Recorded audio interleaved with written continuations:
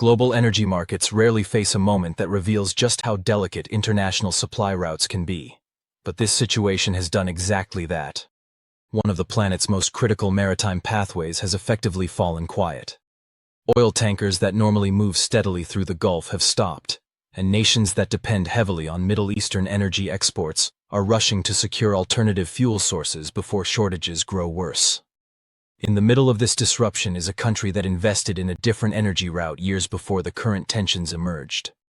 Canada now holds access to one of the major oil supplies that bypasses the turmoil completely, and the ripple effects are already being felt in fuel costs across the United States.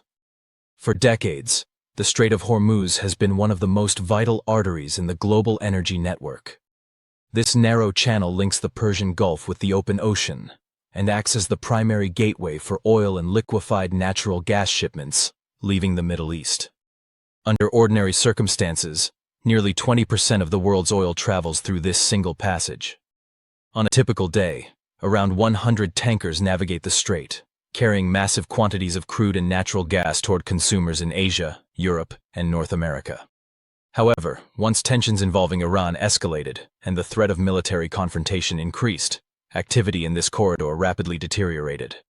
Shipping companies began pulling their vessels out of the area as insurance protection became harder to obtain, and the rising military presence made commercial transit increasingly dangerous. What was once one of the busiest shipping lanes on the planet quickly turned into a strangely quiet zone where heavily loaded tankers suddenly had nowhere safe to go. Maritime tracking information from Lloyd's List suggests that around 200 oil tankers are now effectively stuck within the strait and nearby Gulf waters after shipping operations collapsed. Thousands of seafarers remain aboard these vessels, stranded inside a region that has become highly unstable while waiting for a situation that remains deeply uncertain. Some ships have dropped anchor close to the shoreline near Dubai, while others are scattered across different parts of the Gulf.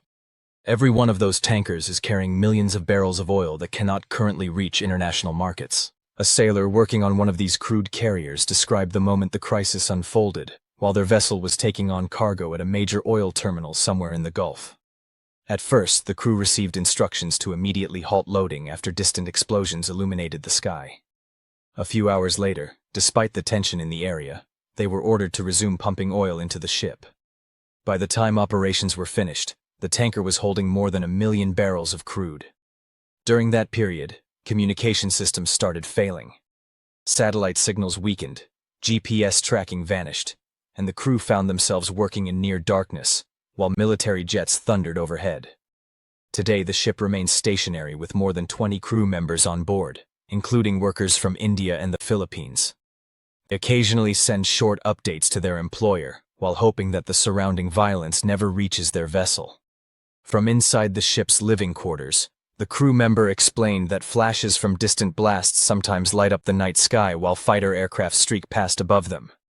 The atmosphere feels surreal because everyday duties on the ship continue, even though a serious military conflict is unfolding nearby. Internet access is unreliable, and satellite communication disruptions mean that most conversations with family happen through short, infrequent messages, meant simply to confirm that everyone is still safe. Supplies on board are limited but currently manageable. The vessel carries enough food and desalinated drinking water to support the crew for roughly 2 months. If the shutdown of the shipping corridor continues longer than that, rationing could become unavoidable.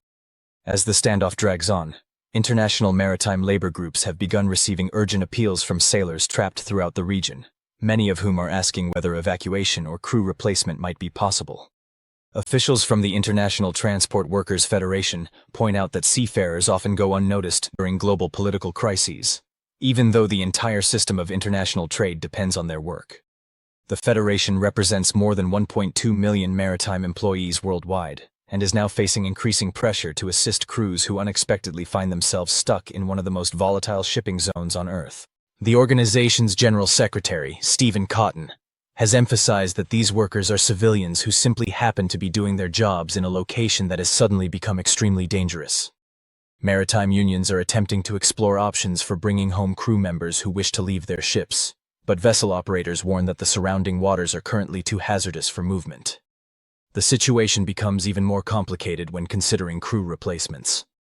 Bringing new workers into an active conflict area would mean asking them to take enormous personal risks just to step aboard a tanker.